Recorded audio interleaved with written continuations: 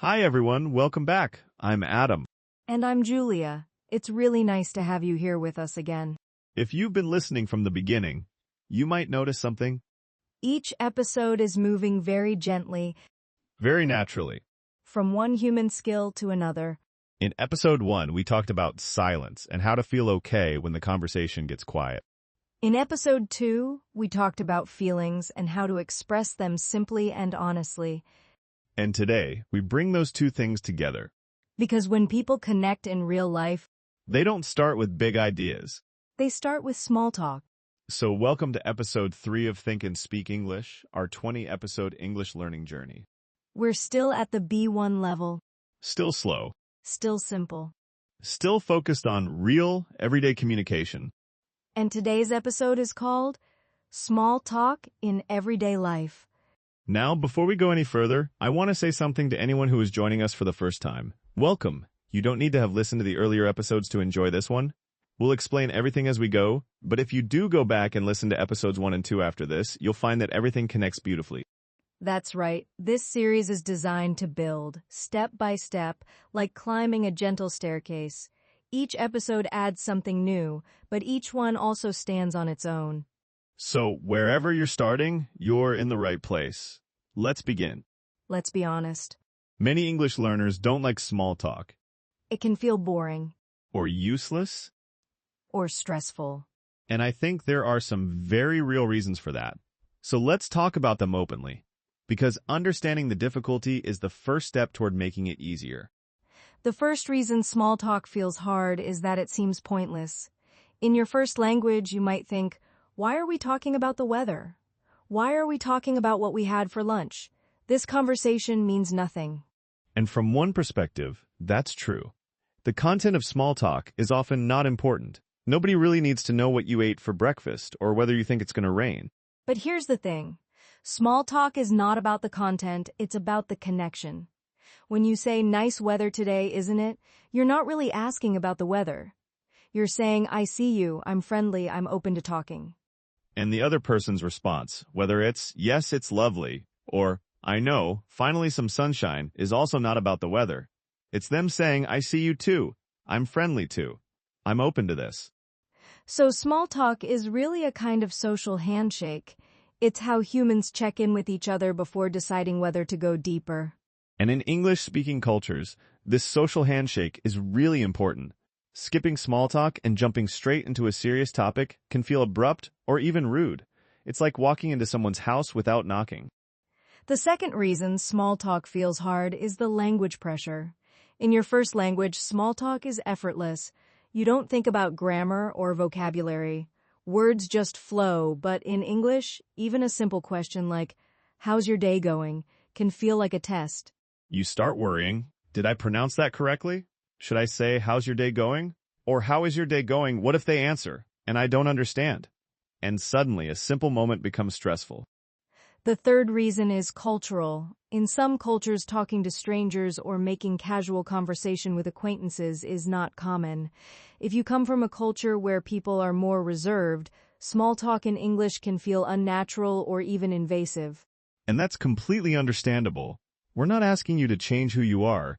We're just helping you understand the role that small talk plays in English-speaking environments, so that when you encounter it, you feel prepared. And the fourth reason, which I think is the biggest one, is fear. Fear of saying the wrong thing, fear of not understanding the response, fear of that awkward silence we talked about in episode 1. But here's what we want you to know. Small talk is forgiving. It's the most forgiving kind of conversation there is, because the expectations are low. Nobody expects brilliance in small talk. They just expect friendliness. If you smile and say, nice day, isn't it? Nobody is going to judge your grammar. They're just going to think, what a friendly person. And that's all you need. Friendliness. The rest we can practice together. So let's define small talk more clearly. What is it exactly? Small talk is light, casual conversation about everyday topics. It's the conversation you have before the real conversation starts, or sometimes it is the whole conversation. You have small talk with your neighbor in the hallway, with a colleague in the kitchen at work, with a cashier at the store, with someone sitting next to you on a bus, with a friend's friend at a party. And the topics are usually simple: the weather, your weekend, food, work, but just the surface level. Travel, local events. Something you both can see or experience right now. Small talk is not deep. That's the whole point. It's light. It's easy. It's the conversational equivalent of a warm-up before exercise. You're not running a marathon, you're just stretching. And that's actually what makes it useful for language learners. Because the topics are predictable and the language is simple, you can prepare for small talk. You can practice the phrases. You can have a few topics ready in your mind. And when the moment comes, you're not starting from zero. Think of it like having a few songs you know how to play on guitar. You might not be a professional musician, but if someone hands you a guitar at a party, you can play those 3 songs confidently. Small talk phrases are your 3 songs. I really like that analogy, Julia. You don't need to know 100 topics. You just need a few that you're comfortable with. Adam, do you have a personal story about small talk that might help our listeners? I do, actually. And it's a story about how small talk surprised me. I love those kinds of stories. Tell us. A few years ago, I moved to a new neighborhood. And for the first few weeks, I didn't know anyone. I'd see the same people in the hallway, at the mailbox, and the elevator, but we never talked. We'd just nod and look at our phones. That sounds a bit lonely. It was a little. And then one morning, I was waiting for the elevator, and my neighbor came out of her apartment with her dog. And without really thinking, I said, "Oh, cute dog. What's his name?" The simplest possible small talk. Exactly. She smiled and said, "This is Max. He's a rescue." And I said, "Oh, really? How long have you had him?" And she told me a little story about adopting Max from a shelter. And that was it. 30 seconds, maybe 45. And then what happened? Well, the next time I saw her, she smiled and said, "Hey, Max says hello?" And I laughed and we chatted for another minute. And then the next week, she mentioned a good restaurant nearby. And a few weeks later, she invited me to a neighborhood barbecue. So one comment about a dog led to a real friendship? It led to a real connection, yes. And that's the power of small talk. It's not about the dog. It's not about the restaurant. It's about opening a door. And once that door is open, all kinds of things can walk through it. That's such a beautiful way to put it. Small talk opens doors. And if I had stayed silent that morning, if I had just looked at my phone and waited for the elevator, that door would have stayed closed. I'd still be the stranger in the hallway. So for our listeners, here's the message. You don't need to have a deep, meaningful conversation with everyone you meet. You just need to open a door, and small talk is how you do it. One comment, one question, one smile. That's enough. Let's get practical now. What are the actual building blocks of small talk? What do you say, and when do you say it? I think there are 4 main building blocks. The first is the opener. This is how you start the conversation. The second is the response, how you react to what the other person says. The third is the follow-up, how you keep the conversation going. And the fourth is the exit, how you end the conversation politely. Let's go through each one. The opener is usually a comment or a question about something shared, something you both can see, feel, or relate to. The weather is the classic example. Beautiful day, isn't it? Or something about the situation. This line is really long today. Or a friendly question. Have you been here before? The key with openers is that they should be easy for the other person to respond to. You're not asking them to think hard. You're just giving them a chance to say something back. Busy day is a great opener at work. How's your morning going? Is warm and simple. I love your jacket. Where did you get it?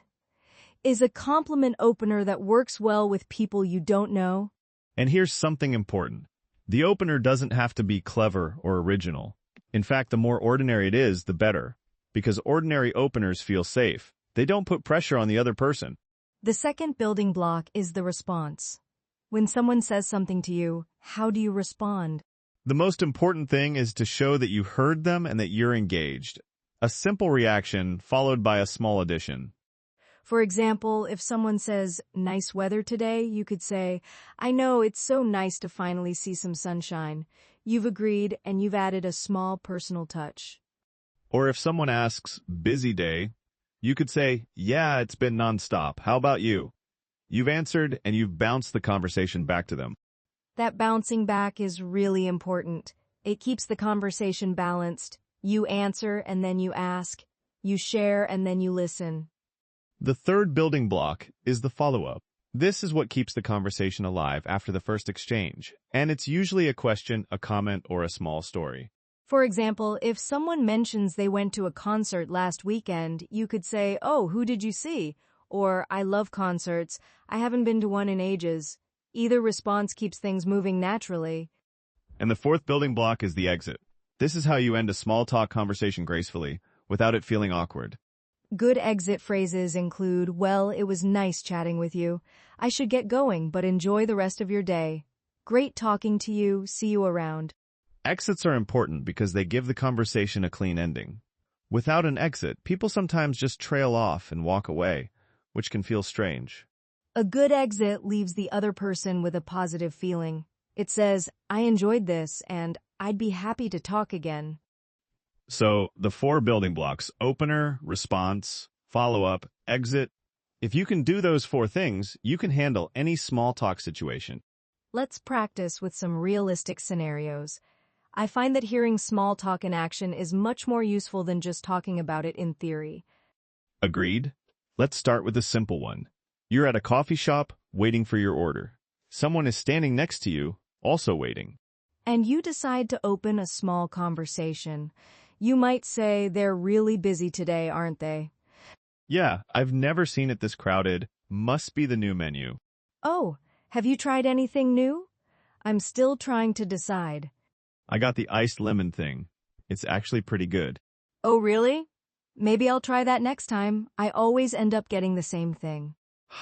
Same here. Creatures of habit, right? Totally. Well, enjoy your drink. You too. Have a good one. And that's it. That whole conversation took maybe 45 seconds. It was light, it was friendly, nobody learned anything important. But both people walked away feeling a little bit better. And notice the pattern. The opener was about the shared situation, how busy the coffee shop was. The follow-up was about the menu. And the exit was warm and natural. No deep topics, no complicated grammar, just two humans being friendly. And here's something I want our listeners to notice. Both people contributed. It wasn't one person talking and the other person listening. It was a back-and-forth exchange.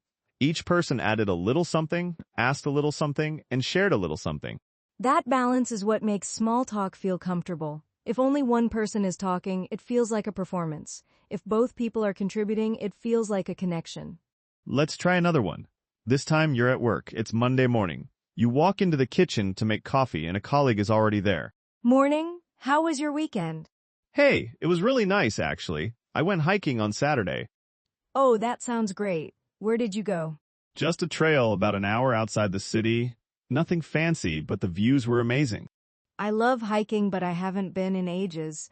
I keep saying I'll go, and then I never do." You should come next time. We go almost every weekend. "Really? I might take you up on that." "All right, better get to my desk. Have a good Monday." You too. See you later. Again, a simple, natural exchange. And notice something interesting here. The conversation naturally led to a potential plan, "You should come next time." That's how small talk can create opportunities. It started with, "How was your weekend?" and it ended with a possible hiking trip together. You didn't plan that. It just happened organically because you were both being open and friendly. That's the magic of small talk. You never know where it might lead. And for our listeners, don't worry about where the conversation goes. You can't plan it, and you don't need to. Just be present, respond naturally, and let it unfold.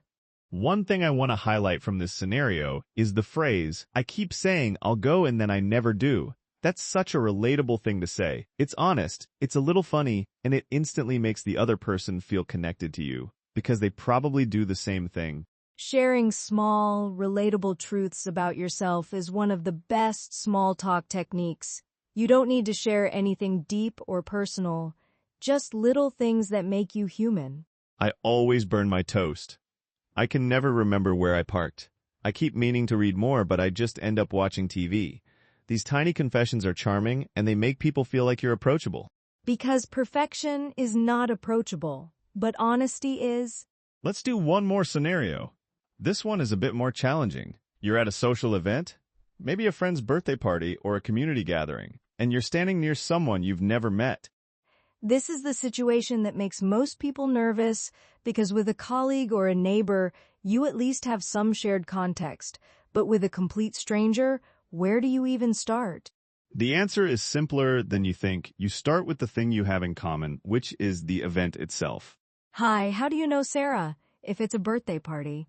Or have you been to one of these events before? If it's a community gathering, or simply, hi, I'm Julia, I don't think we've met. Any of those will work, and the other person will almost always respond warmly because they're probably feeling the same nervousness you are. Let's try it. Hi, I'm Julia. Are you a friend of Sarah's? Hey, I'm Adam. Yeah, we work together. How about you? Oh, we used to be neighbors, actually. She's one of the nicest people I know. She really is. Have you been to her place before? The garden is amazing. I know, she's got such a green thumb. I can barely keep a plant alive. Ha! Same. I think I've killed every plant I've ever owned. Maybe we should ask Sarah for lessons.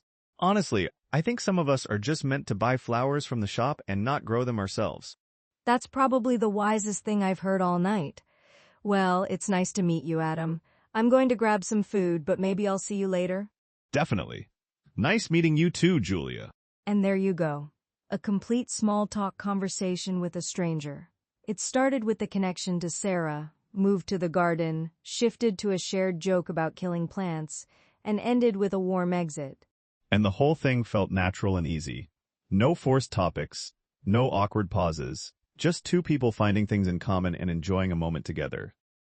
The secret, curiosity, and willingness. Be curious about the other person and be willing to share little things about yourself. That's really all it takes. Let's put together a collection of key phrases that our listeners can practice and use in real life. Great idea. Let's organize them by category. First, openers. These are phrases you use to start a conversation. How's your day going? Busy day? Nice weather today, isn't it? Have you been here before? How do you know? With the host's name? I love your jacket, bag, shoes. Where did you get it? Second, responses and reactions. These are phrases you use when someone says something to you. Oh, really? That sounds nice. I know what you mean. Me too, actually. That's so interesting. I've heard that before, but I've never tried it. Third, follow-up questions. These keep the conversation going. How was it? What was your favorite part? Would you recommend it? How long have you been doing that? Is it as good as people say? Fourth, sharing a little about yourself. I've been meaning to try that. I actually had a similar experience. I'm the same way, honestly. That reminds me of the time I've always wanted to do that. Fifth, keeping things balanced. How about you? What do you think? Have you ever tried? Do you have any plans for? These phrases send the conversation back to the other person so it stays balanced. And sixth, exits. Well, it was great chatting. I should get going, but enjoy the rest of your day. It was nice meeting you. Let's catch up again soon. Have a great weekend. If you practice even a few phrases from each category, you'll have more than enough to handle any small talk situation. And remember, you don't need to memorize all of them. Just pick the ones that feel most natural to you, the ones that match your personality. That's an important point. Small talk should feel like you, not like someone else. Choose phrases that feel comfortable and use them in a way that's genuine. Adam, I want to spend some time on questions because I think they're the most important tool in small talk. I completely agree. If you only learn one skill from this episode, learn to ask good questions, because a good question can carry an entire conversation. So what makes a question good for small talk? A good small talk question is open enough to give the other person room to answer, but specific enough to give them direction.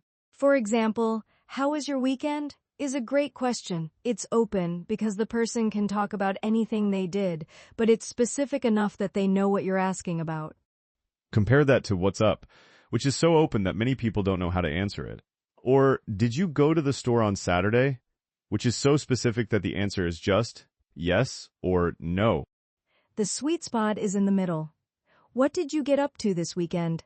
How's the new job going? Have you tried any good restaurants lately? These questions give the other person room to share. And here's another tip. The best small talk questions often start with how or what. How was your trip? What have you been up to?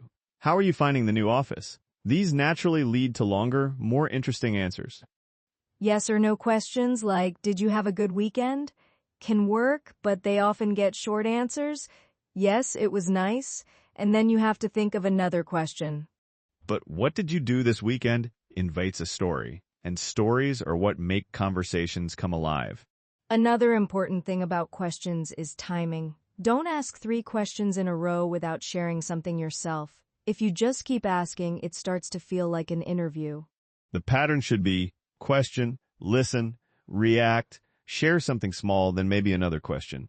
That back and forth rhythm is what makes conversation feel natural. And when you ask a question, really listen to the answer. Don't just wait for your turn to speak. Actually absorb what the other person is telling you, because the best follow-up questions come from genuine listening. If someone says, I went to a concert this weekend, and you ask, what kind of music, that shows you were listening. But if you say, oh, I love concerts. Anyway, have you seen the new movie? That shows you weren't really listening at all. You were just waiting for a chance to change the topic. People can feel the difference. And when they feel genuinely listened to, they want to keep talking to you. That's the foundation of all good conversation, not just small talk. Julia, let's talk about what happens when small talk stalls, because it will happen. Even with all the right phrases and all the right intentions, sometimes the conversation just stops. And that's completely normal. It doesn't mean you did something wrong. It just means the conversation reached a natural pause. And from episode 1, we know that pauses are okay. But if you want to restart the conversation, you have tools. The first tool, which we learned in episode 1, is the restart phrase. So, by the way, oh, I meant to ask you, that reminds me. The second tool is to comment on your surroundings. Look around. What do you see? What's happening nearby? Oh, look at that. They're setting up a stage over there. This music is really good, isn't it? I think it's starting to rain. The third tool is to ask a simple, universal question. So, any plans for the weekend? Have you been watching anything good on TV lately? Read any good books recently? These questions work in almost any situation because they're about everyday life. And the fourth tool, sometimes the best thing to do is just end the conversation gracefully. Not every small talk exchange needs to last 5 minutes. Sometimes 30 seconds is perfect. If the conversation has run its course, smile and say, well, it was nice chatting. Have a great day, and move on. There's no failure in a short conversation. A short, warm exchange is much better than a long, forced one. That's such an important point. Quality over quantity. A 10-second exchange where both people smile and feel good is more successful than a 5-minute conversation where both people feel trapped. So don't put pressure on yourself to keep every conversation going forever. Sometimes the kindest thing you can do for yourself and for the other person is to let it end at the right moment. Let's talk specifically about small talk at work, because this is where many of our listeners will use it the most. Work small talk is interesting because it has its own rules. It's friendly, but it's also professional. You need to be warm, but you also need to be appropriate. The safest topics for work small talk are weekends, holidays, the weather, food in the kitchen or cafeteria, shared projects at a surface level, and general things like commuting or local events. Topics to avoid in work small talk, at least until you know someone well, are salary, personal relationship problems, politics, religion, and gossip about other colleagues. That might seem like a lot of restrictions, but actually there's still plenty to talk about. How was your weekend? Alone can fuel months of Monday morning conversations. Let me give some examples of good work small talk. Morning. Did you have a good weekend? Hey, have you tried the new coffee machine? It's actually not bad. Happy Friday. Any plans for tonight? Oh, you're eating something that smells amazing. What is it? How's the project going, keeping you busy? Did you see the email about the company picnic? Are you going? All of these are safe, friendly, and easy. They show that you're approachable and that you care about your colleagues as people, not just as coworkers. And that matters more than you might think.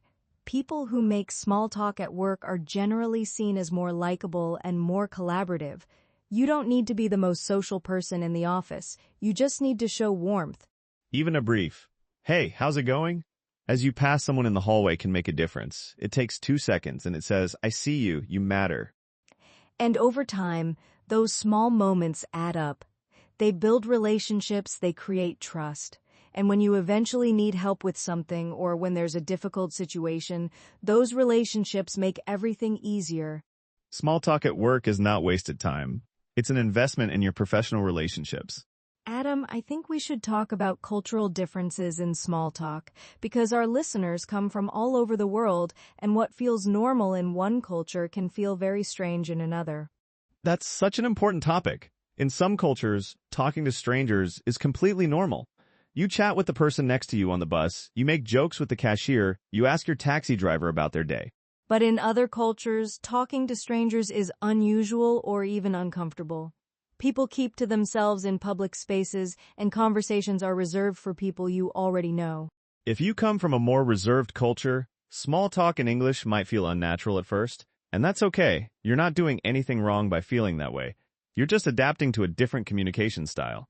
And adaptation doesn't mean changing who you are. It means adding a new tool to your collection. You can still be reserved in your personal life, but when you're in an English-speaking environment, having the ability to make small talk gives you an advantage. Another cultural difference is about topics. In some cultures, asking about someone's family is normal and expected in small talk. But in many English-speaking environments, family questions can feel too personal with someone you don't know well.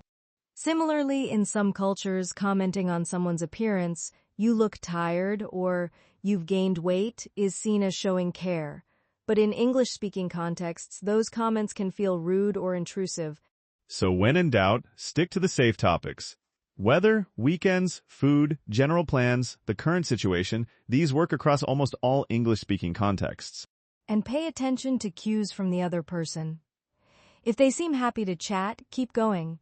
If they give short answers and don't ask questions back, they might not be in the mood for small talk, and that's fine. Not every moment is a small talk moment. Reading those cues is a skill that develops with time. The more small talk you practice, the better you'll become at sensing when someone is open to it and when they'd rather be left alone. And that sensitivity, the ability to read the situation and adjust, is actually one of the most valuable communication skills you can have in any language. Let's go through some common mistakes that people make with small talk, so our listeners can avoid them. The first mistake is going too deep too fast. Small talk is supposed to be light. If someone says, "How's your day?" and you respond with a 10-minute story about your financial problems, the other person will feel overwhelmed. Keep it light at the beginning. You can go deeper later once you've established a comfortable connection. But the first few exchanges should be easy and breezy. The second mistake is only talking about yourself. Small talk is a two-way exchange. If you tell a long story about your weekend and never ask the other person about theirs, it becomes a monologue, not a conversation. Always bounce the conversation back. How about you? What about your weekend? Have you tried anything like that? These simple phrases keep the balance. The third mistake is giving one-word answers. If someone asks, "How was your weekend?" and you say, "Good," the conversation dies. We talked about this in episode 1, but it's worth repeating. Add a small detail. "It was nice. I went for a long walk on Saturday and the weather was perfect." One-word answers send the message, "I don't want to talk." If that's actually true, that's fine. But if you do want to connect, give the other person something to work with. The fourth mistake is asking personal questions too soon. With someone you've just met, questions about their salary, their relationship status, their health, or their age can feel invasive. Stick to general, friendly topics until you know the person better. The fifth mistake is not making eye contact or not smiling. We talked about body language in episode 1, and it applies here too. If you're looking at your phone while making small talk, or if your face is completely expressionless, the other person won't feel welcome. Eye contact, a smile, and a warm tone of voice can make even the simplest words feel like a genuine connection. And the sixth mistake is apologizing too much. Some learners start every small talk attempt with, "Sorry, my English is not very good." While it's okay to mention this once, saying it repeatedly actually makes the conversation harder, because the other person doesn't know whether to focus on the conversation or on reassuring you about your English. Just speak, do your best, and trust that the other person will appreciate your effort. Julia, let's give our listeners some ideas for practicing at home, because small talk, like any skill, gets better with repetition. The first idea is what I call mirror small talk. Stand in front of a mirror and practice starting a conversation. Say, "Hey, how's it going?" and then answer yourself. "It's going well. I had a great morning." It feels silly at first, but it gets your mouth used to the phrases. The second idea is to listen for small talk in English media. When you watch a TV show or a movie, Pay attention to the casual conversations at the beginning of scenes. How do characters greet each other? What do they talk about before the main action starts? Those moments are small talk in action. The third idea is to practice with our scenarios. Go back and listen to the coffee shop scene, the work kitchen scene, and the party scene. Pause after each line and try saying the response yourself, out loud. This kind of active listening is incredibly effective. The fourth idea is to keep a small talk notebook. Write down 3 topics you feel comfortable talking about, and 3 questions you could ask someone. Keep this list in your phone before any social event. Glance at it. Just knowing it's there will make you feel more prepared. And the fifth idea is to try real small talk, even just once this week. It doesn't have to be a long conversation. Just one comment to a stranger, a neighbor, or a colleague. Nice day today. I love your scarf. Busy morning, huh? One sentence. That's your homework. And when you do it, notice how the other person responds. Most likely, they'll smile and say something back, and you'll realize, oh, that wasn't so hard. That first success, no matter how small, builds confidence for the next one and the next one and the one after that. Before we start wrapping up, I want to come back to something we touched on at the beginning. The idea that small talk is pointless. Because we said earlier that the content of small talk is not important. And that's true, but the purpose of small talk is very important.